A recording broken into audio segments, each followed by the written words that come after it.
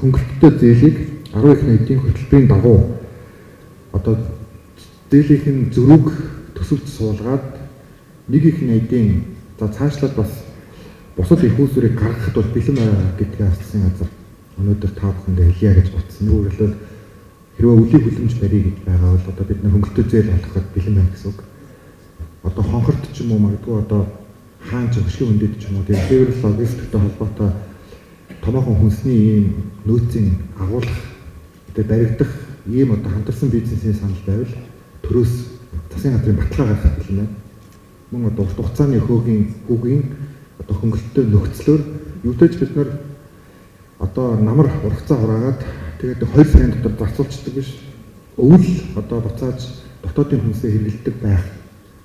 Энэ чиглэл рүү одоо хамтарч ажиллах бэлэн байна. За мэдээж цагаан будаа элсэн чихрээр импортын бараануудыг манайх үйлдвэрлэхэд бол хол баг. Гэхдээ үнэхээр жишээлбэл одоо Японы хөрөнгө оруулагч ч юм уу цагаан будаа тарих дээр ийм боломжтой гэж хэлсэн. Хэрвээ ийм төсөл байгаа бол одоо нөгөө импортыг орлуулах бүтээгдэхүүн дээр засгийн газар одоо онцгой хөнгөлөлт өгч түншиж ажиллах бол бэлэн байгаагаа бас илэрхийлье гэж бодсон.